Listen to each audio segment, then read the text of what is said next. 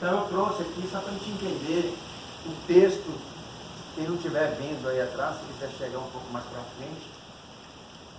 Qual é o contexto, qual é a parábola, ipsis literis, daquilo que está registrado na Bíblia, né, no Evangelho de Lucas, no capítulo 11, versículo 33 a 36. Lembrando também que essa mesma palavra está também em outros evangelhos. Mas de acordo com o roteiro nosso, sugerido pela casa, a gente está seguindo esses versículos aqui. Então diz o seguinte: e ninguém, acendendo uma candeia, a põe em oculto, nem debaixo do alqueire, mas no velador, para que os que entram vejam a luz. A candeia do corpo é o olho. Sendo, pois, o teu olho simples, também todo o seu corpo será luminoso. Mas, se for mau, também o teu corpo será tenebroso. Fantástico isso. Vamos ter a oportunidade de secar isso aqui quase como dizia o Jack Stripador, por partes. Né? Ou então, como diz aqui no interior de Minas, né? Vamos fatiar o boi. É fantástico, eu fico assim emocionadíssimo. Vê, pois, que a luz que em ti há não sejam trevas, se, pois, todo o teu corpo é luminoso, não tendo em trevas parte alguma, todo será luminoso, como quando a candeia te alumia com o seu resplendor. Então Jesus, em determinado momento, disse essas palavras para os seus ouvintes naquela época. Apenas simples palavras? Não. Ali tem muito ensinamento e eu trouxe um pouquinho só, rápido, né? Que alguns minutos não dá tempo. Aqui é assunto para você discutir um ano sem repetir uma palavra. Dada a riqueza dos ensinamentos do Mestre Jesus e da sua forma de trazer esses ensinamentos. Vamos lá então? Vamos nos enveredar por essas trilhas ricas em ensinamentos? Vamos lá. Muito bem. Jesus, ele utilizava das parábolas. O que é bom colocar o contexto que é parábolas. Se você pegar a cultura hebraica, né, a linguagem do aramaico, marshal, quer dizer o quê? Linguagem figurada. Era assim que Jesus utilizava para dar o recado. Uma linguagem da época, uma linguagem onde ele pegava os elementos do cotidiano para aquele povo que era o quê? Pastores, agricultores. Eu tenho a certeza que se Jesus estivesse aqui hoje, qual seria a forma dele abordar para nós os seus ensinamentos? Naquilo que nos é cotidiano. Não é isso? Então Jesus com certeza ele ia falar assim: não pegue o seu pendrive e coloque debaixo do notebook. Não é? É lógico que pendrive para muitos de nós também, né? Que são analfabetos digital, né? Então talvez a linguagem mais fácil para eu entender seria: Maurício, não pega o fax e passe mensagens em vans. Não é isso? Uma mensagem mais adequada ao meu tempo. E hoje, pendrive, smartphone, está mais para o Mariano, que é meu filho de 10 meses, do que para mim. Né? Então, o que Jesus fazia? Linguagem simples para temas complexos. Deus, espiritualidade, meu reino não é deste mundo. Como é que Jesus ia explicar isso? Como que Jesus ia explicar sobre perispírito naquela época?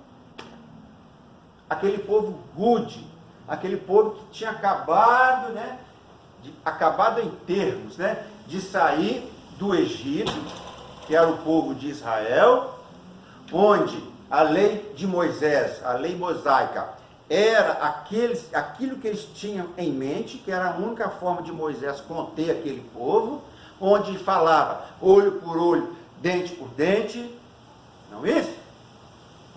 Foi a necessidade de trazer os 10 mandamentos. Então, Jesus não tinha uma outra opção a não ser pegar fatos do cotidiano.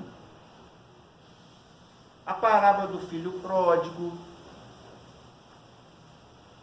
que fala do costume, né, do pai pegar um boi e matar para receber o filho que voltou. Então, não tinha outra forma. E Jesus foi muito inteligente nesse sentido. Falei do povo de Israel. Aí você pode perguntar assim, aqui vale até um fato interessante. Por que Jesus escolheu o povo de Israel? Por que não o outro povo? Por causa que, primeiro, da necessidade que aquele povo tinha. O povo de Israel, que depois se transformou nas 12 tribos, era um povo difícil. Era um povo muito orgulhoso, muito arraigado ainda nos ensinamentos de Moisés. Tanto que os primeiros entraves de Jesus, quando Jesus pregava, era justamente contra os doutores da lei.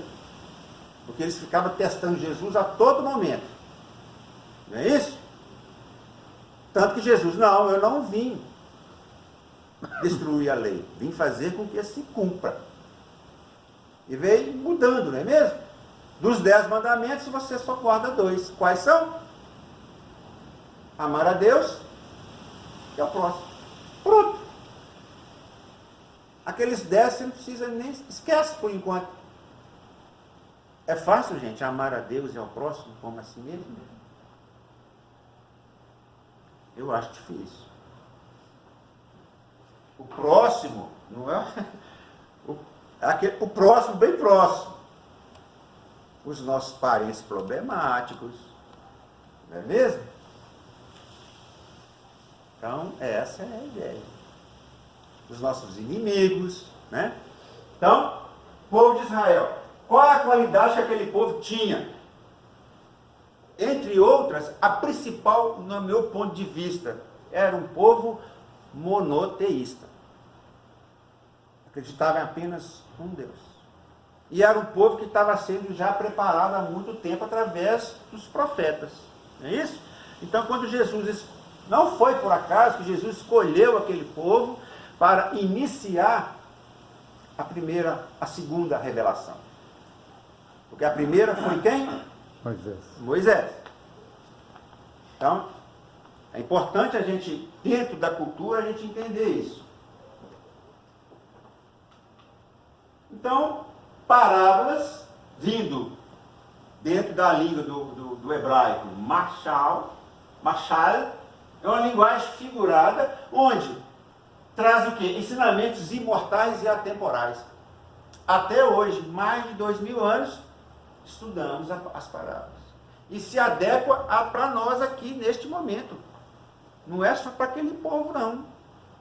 Para nós, até hoje, e daqui eterno, daqui a 100, 200, 500 anos, ainda ouviremos essas parábolas do Mestre. Então, atemporais e imortais.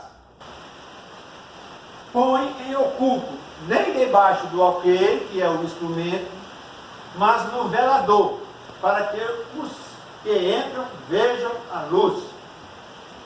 Até aqui tudo bem. Então vamos identificar o que seria isso aí. Então, já falei, candeia, instrumento de iluminação. Aqui nós vamos mais além, porque parábola de Jesus, você tem que transcender, você tem que buscar naquilo que tem as palavras para que você possa ter um resultado maior. Se você não transcender, você não consegue entender a mensagem, a verdadeira mensagem, não é isso?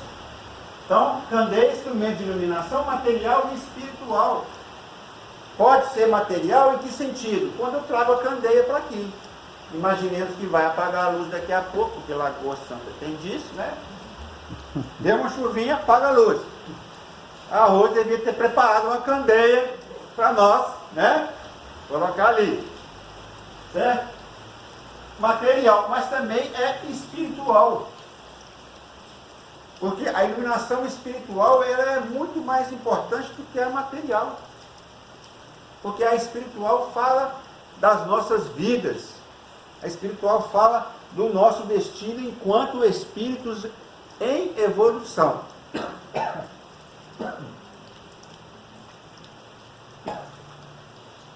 Divulgação de todo o conhecimento.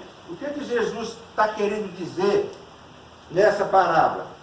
Que ninguém acendendo a candeia a põe em oculto, nem debaixo do alqueire, mas no velador, para que todos vejam. É a obrigação que nós temos de divulgar todo o conhecimento. Eu falo conhecimento muito mais do que informação, porque a informação está espalhada para tudo quanto é lugar. Internet é um oceano de coisas boas e também de mazelas, de coisas ruins. Então, o conhecimento nada mais é do que quando pegamos a informação, trabalhamos aquela informação e entregamos conhecimento, aquilo que vai agregar valor a alguém. Então, Jesus ali nos alerta. Temos a obrigação de divulgar o conhecimento. Por quê, meus irmãos? Porque a nossa vida é uma vida onde estamos na vanguarda e ao mesmo tempo na retaguarda. Vocês já pensaram nisso? Quantos espíritos, quantas pessoas estão na nossa frente, na nossa vanguarda, quilômetros à nossa frente? Quantos quilômetros, luz, Jesus está em termos de evolução espiritual, está na nossa frente? Não é o objetivo de todos nós? Não é isso? Não é o objetivo de sermos algum dia, ele mesmo disse, vós sois deuses, e o que eu posso fazer, vocês podem fazer muito mais? Esse é o nosso objetivo, de chegar ao patamar que ele chegou. Então ele está na vanguarda. Não preciso falar dele, não. Cita alguns exemplos nossos que nós convivemos aqui no nosso mundo. Gandhi, Madre Teresa, Irmã Dulce, Chico Xavier, esse próprio Papa Francisco. Os caras estão lá na frente. Mas não se desanimem não, mas tem também muita coisa atrás da gente também. Então, nós estamos de mão dadas com aqueles que estão na frente e também com aqueles que vão atrás. É uma corrente. Uns ajudando os outros.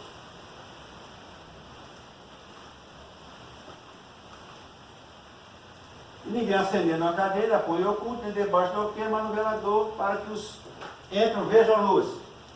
Então, Cristo e cristianismo, vale a pena fazer uma distinção. Jesus deixou alguma coisa escrita? Deixou, gente? Não. Por que será?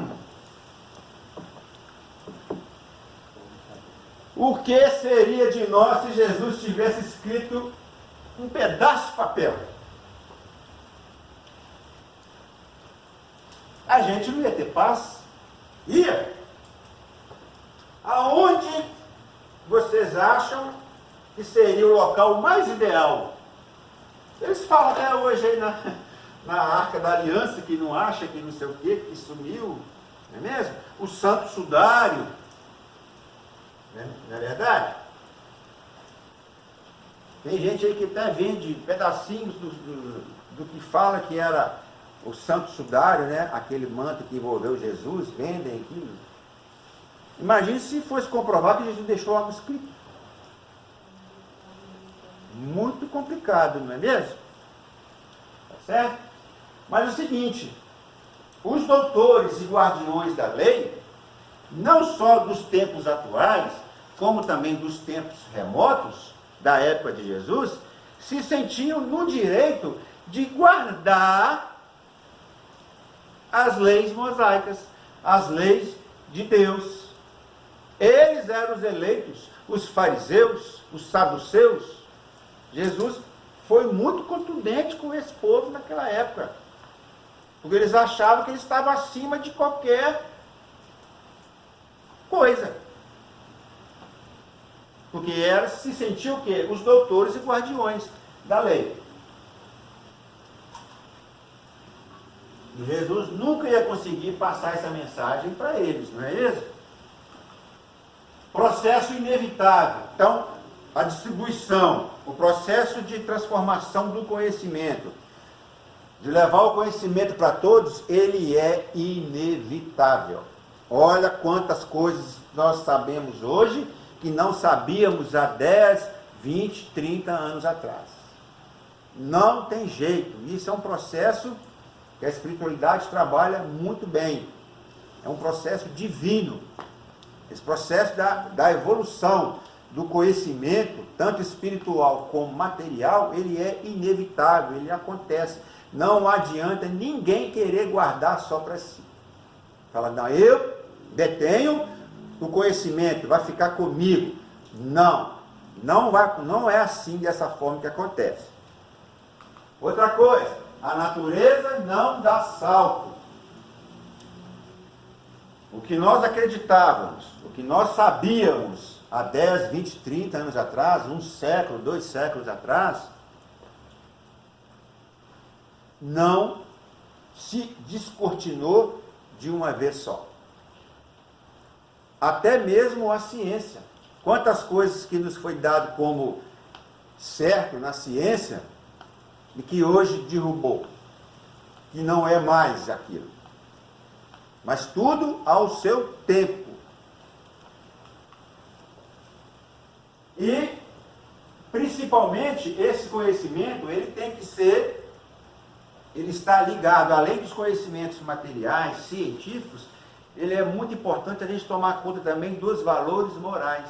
Aquilo que transmitimos, por exemplo, para os nossos filhos, para a nossa família, aquilo que herdamos dos nossos avós. Eu tenho a certeza, eu falo por mim, muita coisa que minha avó, que o meu avô falava para mim enquanto eu tinha 10 anos de idade, está guardado. Ensinamentos de uma pessoa, dos meus avós, que não tinha cultura nenhuma, era praticamente analfabeto, nem escrever o nome eles sabiam, mas eles sabiam de coisas morais, de evolução moral. Então, além dos valores morais, como é que se transfere os valores morais? É através de um certificado? É através de um curso? Não. Através da naturalidade dos pensamentos, das palavras. Porque palavras o vento leva, mas os exemplos arrastam. Palavras convencem. Então, esses valores morais, eles têm que ser transmitidos dessa forma. Era isso que Jesus, em outras palavras, estava nos ensinando. E mais, ações, atitudes e gestos. Adianta falar para o seu filho que ele não pode beber, que fumar é prejudicial, se você é o primeiro a abrir uma bebida alcoólica na frente dele, acender um cigarro na frente dele. Como que é isso? Ele não vai entender. Eu não posso falar isso com meu filho de 10 meses, que ele não vai entender de jeito nenhum. Olha, mas você está fazendo? Não, mas eu posso. Mas como que é isso? Essa geração não tem condição de se engalobar mais não. Tudo é um porquê. Mas por quê? Quando você fala uma coisa, já devolve, né? Mas por quê? Então, transferência desses valores morais, com naturalidade, pensamentos, palavras, ações, atitudes e gestos. Vamos para frente. Mas com prudência, muita prudência.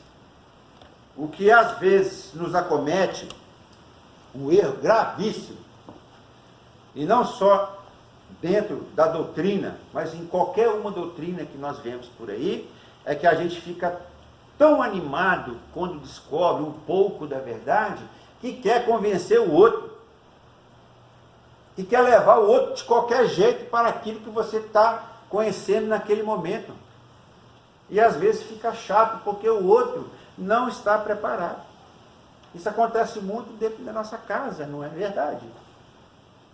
Quantas vezes a gente, eu quero ir no centro espírita, eu quero ir na igreja, eu quero ir não sei aonde, mas o meu cônjuge, a minha esposa, por exemplo, não quer ir, mas eu quero obrigá-la a ir.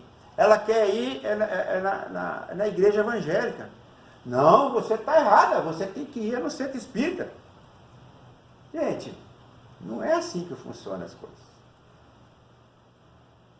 Então, tem que ter prudência. Muito bem. Qual é a terceira revelação? O Espiritismo, não é verdade? Então, a primeira, na personificação de Moisés, depois Jesus, e depois a terceira revelação, o Espiritismo. Aí sim, é uma outra forma que veio à luz para a humanidade. Então você quer dizer que o Espiritismo, quem é espírita, são privilegiados. Não, não é isso. É a forma de que tenhamos luz. Não que as outras denominações, as outras formas de culto não tenham, não é nada disso. Porque Jesus dizia, né? Onde tiver 2 ou 3 reunidos, em meu nome, lá eu estarei. Então, o Espiritismo, ele não é um privilégio, de maneira nenhuma. Ele é até uma preocupação. Já pensaram nisso? Como que é preocupante ser espírita? Porque cada vez que vocês vêm aqui e há uma explicação dessa, baseada naquilo que Jesus falou, aumenta o quê? A nossa responsabilidade. A nossa carga, gente. Então tem hora que ser espírita é complicadíssimo. Dá vontade até de desistir. E só vai aumentando o peso. Porque você vai conhecendo. A quem muito foi dado, muito será cobrado. Não é isso que Jesus falava? Muito bem. Então, projeção de luz através do Espiritismo, não é isso? Terceira revelação, constante e graduada. Se você olhar aí, em 1867, foi escrito no Livro dos Espíritos. Olha quanto tempo passou. Sem privilégios. Aqui não tem nenhum doutor da lei. Aqui não tem sacerdócio. E de forma oportuna. Por que eu digo isso? Não tem aquela máxima? Ou você vem para o Espiritismo pelo amor, ou pela dor? É ou não é? Então, não é acaso não. E só vem quem está preparado mesmo, não tem jeito. E vem, e às vezes volta. A minha filha, por exemplo, criada em berço espírita. E hoje é evangélica. Perfeito. Enquanto ela achava que era espírita, ela o quê? Gostava de balada, de rave, de viajar final de semana não sei para onde. É outro. Ela achou o marido dela, que era também evangélico, os dois, oportunamente se encontraram, e hoje segue a vida, igual eles falam, hoje nós estamos no caminho do Senhor. Graças a Deus, que ótimo! Eu vou brigar com ela, encher o saco dela, por que você não está no Espírito? Não, pai, eu estou satisfeito agora, o meu negócio agora é Jesus, é Deus. Que ótimo! Entendeu? Então cuidado com isso.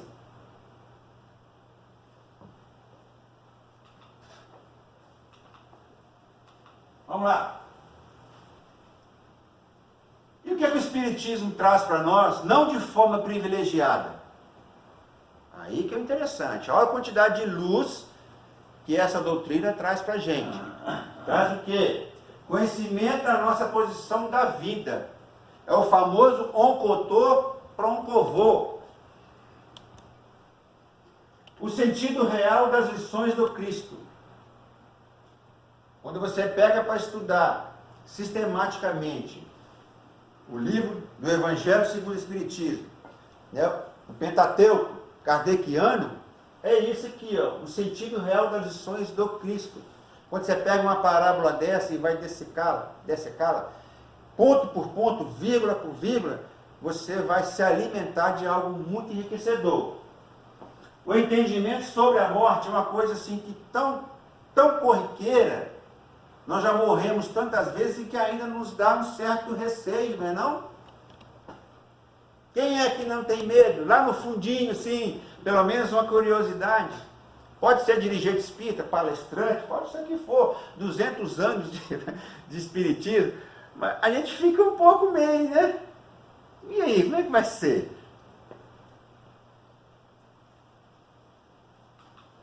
Os princípios da reencarnação, olha a quantidade de luz que essa candeia do Espiritismo traz para a gente. Força para suportar as vicissitudes do corpo. Quando nos achamos doentes, quando nos achamos que Deus esqueceu da gente com uma doença atrás da outra, aqui traz o esclarecimento. Tranquilidade quanto aos desajustes da parentela. Quase não tem isso não, né? Cunhado difícil. Irmão difícil. Mostra que o principal templo é a consciência, não é? Temos nosso templo carnal, nosso corpo sim, mas a consciência é que nos cobra. A consciência é que nos julga. Não tem essa de Deus me julgar, não é? Aquele Deus que Moisés pregava, aquele Deus carrasco. A consciência que é o nosso próprio algoz.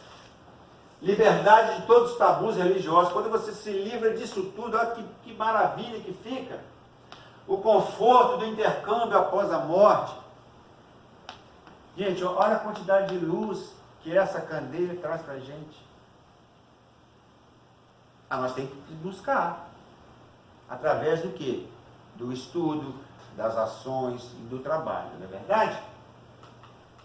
O que mais? O que mais essa candeia traz para nós? O conhecimento da mediunidade.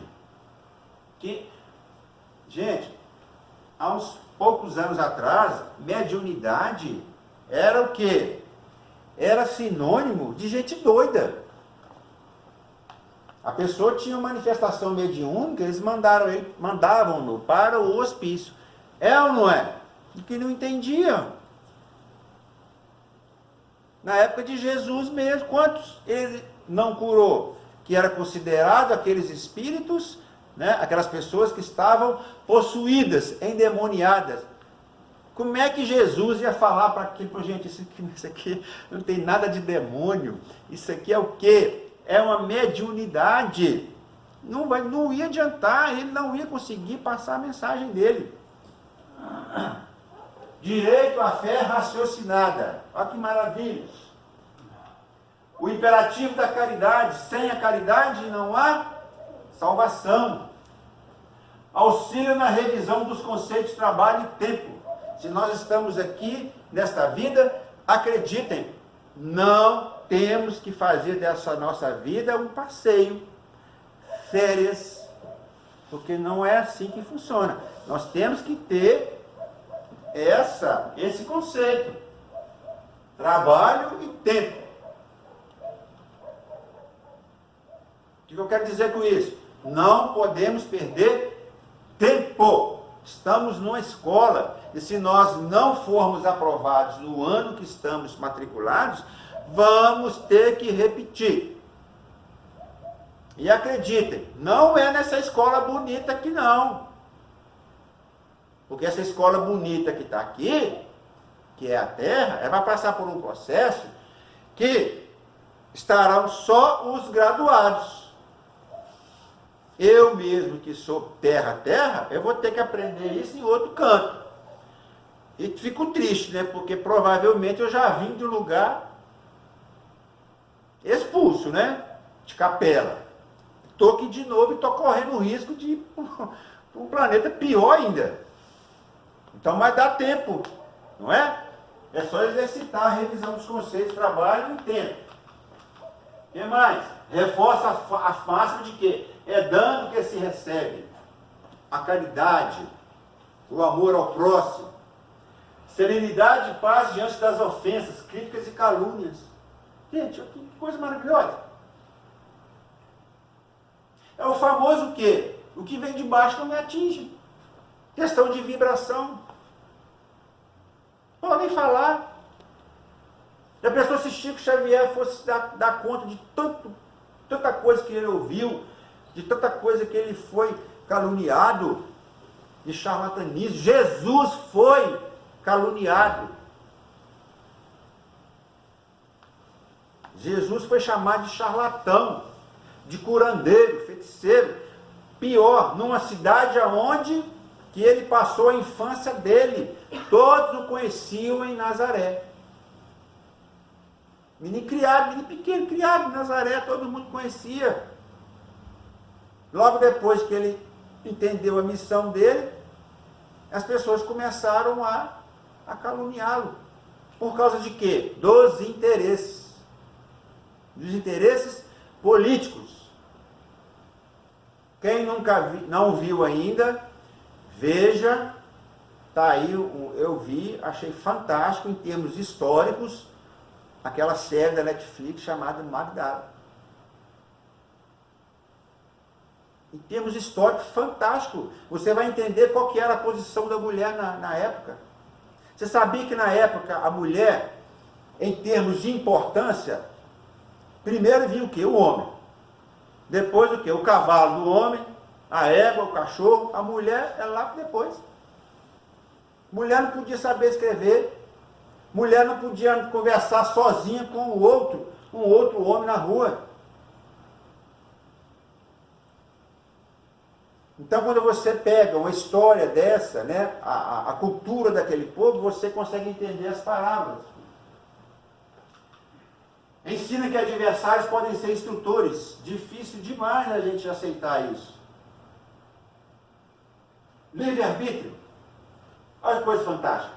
Entendimento sobre a cada um conforme suas obras. Gente, que coisa mais democrática que é isso? Não tem essa de dar carteirada lá no mundo espiritual, não. Ah, não, eu sou Maurício, eu já fiz palestra na SEBEM, fiz palestra lá no Monte de Luz, fiz palestra lá no GESCAL. Não, quer passar lá na frente? Não, meu filho, aqui não tem isso não. Não dá carteirada não. O que você fez de obra, de coisa boa, para os outros e para você? Ah, eu dei palestra. Tá, e o que mais? Ah, dei palestra. Você fez campanha do quê? Ah, não gostava não. O que mais você fez? Aí pronto, aí a cara queima, né? Então, tá aí, é democrático demais, não é verdade? A cada um conforme suas obras.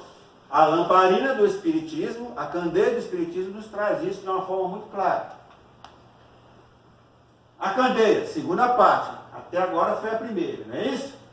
A candeia do corpo é o olho, sendo, pois, o teu olho simples, também o seu corpo será tenebroso. Vê, pois, que a luz que em ti há não sejam trevas. Se, pois, todo o teu corpo é luminoso, não tendo em trevas parte alguma, todo será luminoso, como quando a cadeia te alumia com o seu resplendor. Lucas 11, 33 a 36. Vamos ver, saber o que é isso. Claridade combustível, chama e mais o óleo, o que vem a ser?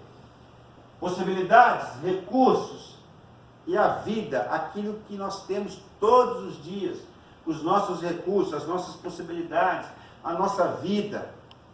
O que mais? O que nós temos que tirar, segundo Fonte Viva, capítulo 81?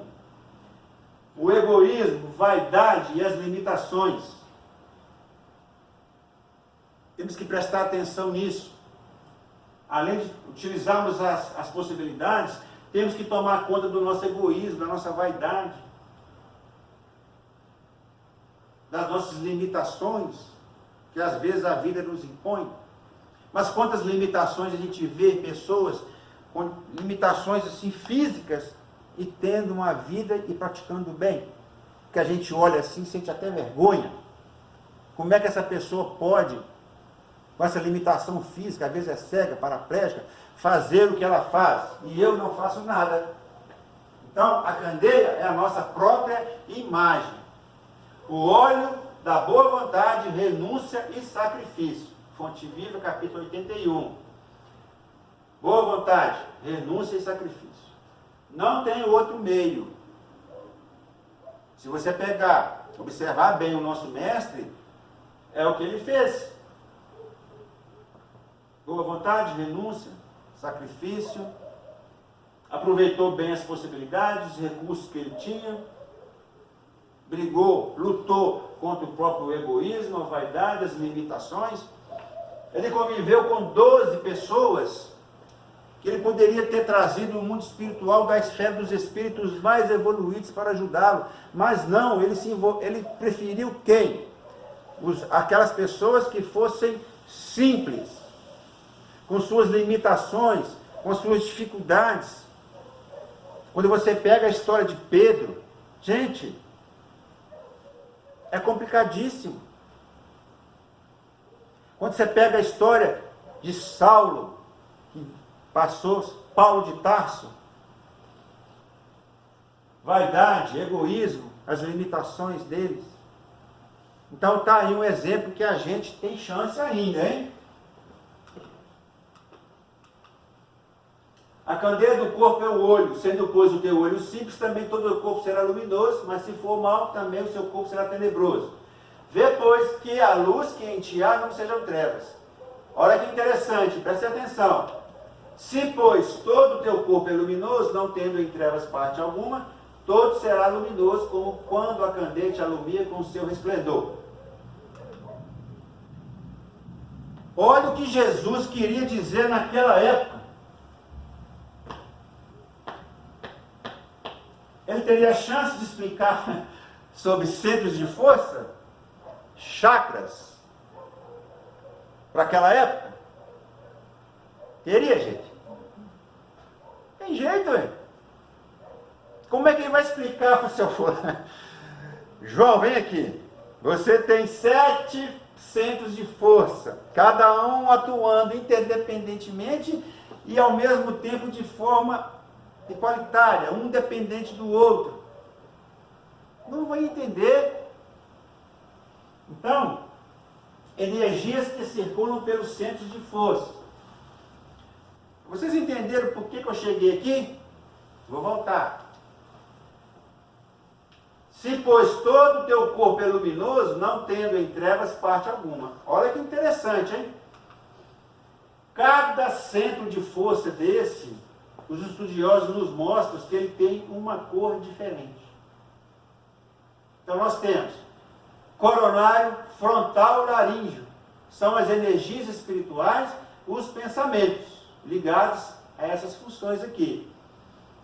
Cardíaco, esplênico e gástrico, energias vitais, sentimentos e emoções. É ou não é? Quando a gente está com uma sensação horrível, aquela coisa, aquela inquietude, aonde é que dói? Não é aqui? Que a sensação de que está um bolo aqui que a gente não consegue digerir aquilo, aí tem que falar, tem que extravasar. Energias físicas, desejos e sensações, no genésico. E o que é o nosso passe? Não é trabalhar essas forças aqui, todas elas? Os estudiosos nos mostram que a questão da depressão está aqui, ó, no esplênico. E o pior, muitas vezes quando as pessoas vão dar o passe, carregam a energia aqui, ó. A pessoa já está com a energia saturada, já está transbordando, e a gente vai lá e dá o passe naquela região. dá mais energia ali que não precisa. Então ele tem que fazer, tem que dispersar. Depois ele vem e dá o passe, coloca mais a outra energia, entendeu, gente? Mas disso tudo Jesus já falava lá naquela época. Só que na palavra que eles entendiam, que é a parábola. Não dá para falar de centro de força, de chakras, para aquele povo.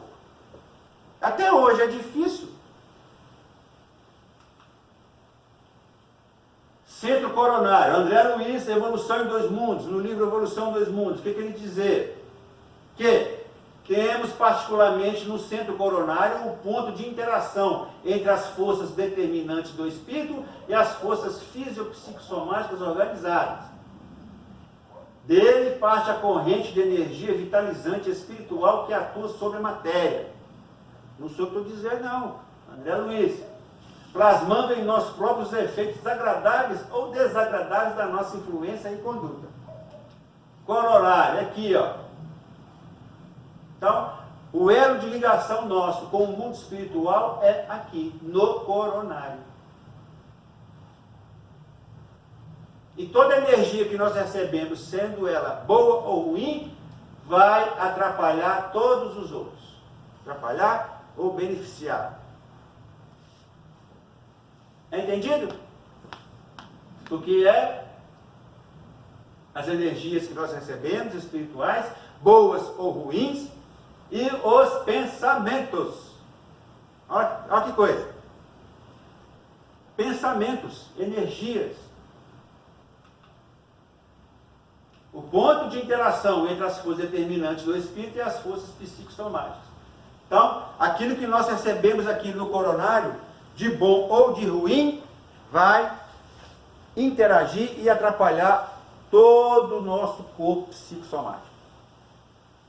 Então, muito importante, aquilo que vemos na televisão, aquilo que damos atenção nas conversas vãs, e esquecemos das coisas interessantes, das coisas que nos edificam. Pontos de reflexão para acabar. Vamos sair daqui com alguns pontos para a gente pensar. Hoje, como antes, temos o quê? Os pretensos sábios. Alguém que se dispõe a vir aqui e falar, não só aqui, como em qualquer outro lugar. Então, passa aí na peneira. Esse Maurício, eu não concordo nada com o que você fala. Perfeitamente.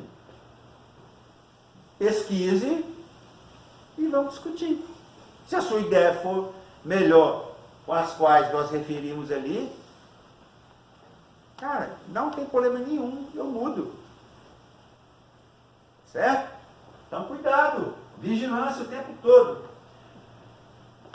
Falei antes, manifestações nebulosas do personalismo.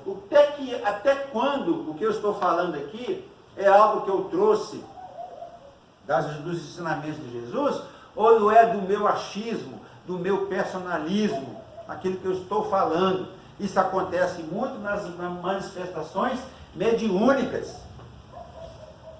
Cuidado com isso. Até quando é uma mensagem vindo da espiritualidade maior, ou é aquilo que o médium está passando dele mesmo?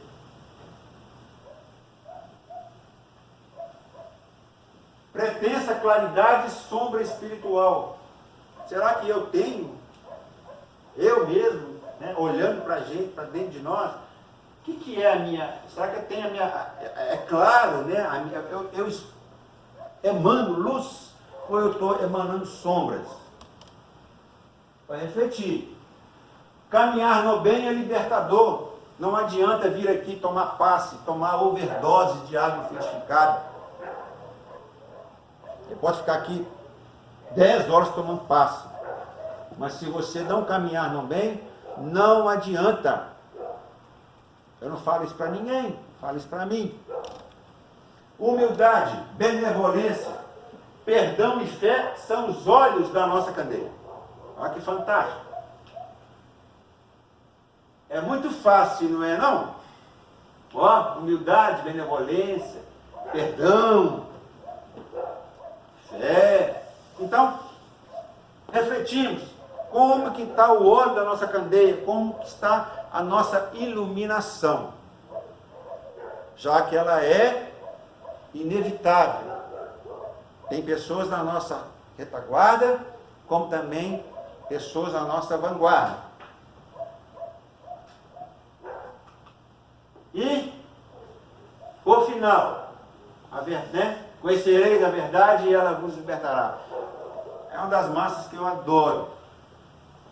Quanto mais a gente conhece a verdade, a gente se liberta.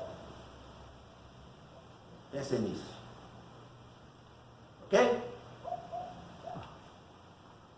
1 minuto, dá para cantar uma musiquinha ainda? Dá? Eu queria encerrar com uma música que eu adoro. Não sei se provavelmente vocês vão conhecer. Ela fala de um sentimento que ronda, não sei dizer, tudo é novo para mim. Meu coração se renova, sinto a esperança invadir o meu ser. De quem que é essa música? Tim Vanessa. Quero ser manso, ser limpo, justo e pobre de espírito, ser. Tua palavra me sonda, me conta do reino que espera por mim. Eu te ofereço meu pranto, as dores da alma que quer renascer. Eu ouvir a tua voz, teu falar me encantou. Quis seguir, caminhar, quis saber para onde vou, eis-me aqui, minha dor serenou.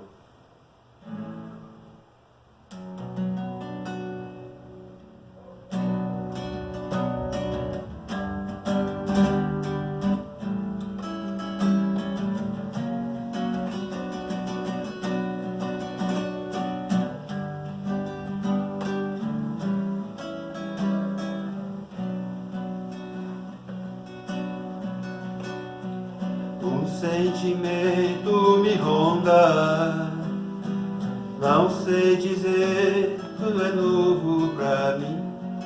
Meu coração se renova, sinto a esperança invadir o meu ser. Quero ser manso, ser limpo, ser justo e pobre de espírito ser. Tua palavra me sonda, me conta do reino que espera por mim. Eu te ofereço meu pranto, as dores da alma que quer renascer. Eu ouvi tua voz, teu falar me encantou. Quis seguir, caminhar, quis saber pra onde vou. Eis-me aqui, minha dor serenou. Muito bem. Que Deus esteja conosco. Obrigado, gente. Maurício, pelas palavras, pelas explicações. Que cada um de nós possa buscar em si, né, ser a candeia ao máximo possível, buscar de todo conhecimento, entendimento, para poder ir acender a candeia no alto para distribuir com todos quantos estiverem perto da gente. Jesus nos abençoe, amance o nosso coração, nos permita ir para casa em paz e que tenhamos todos uma boa noite. Que assim seja.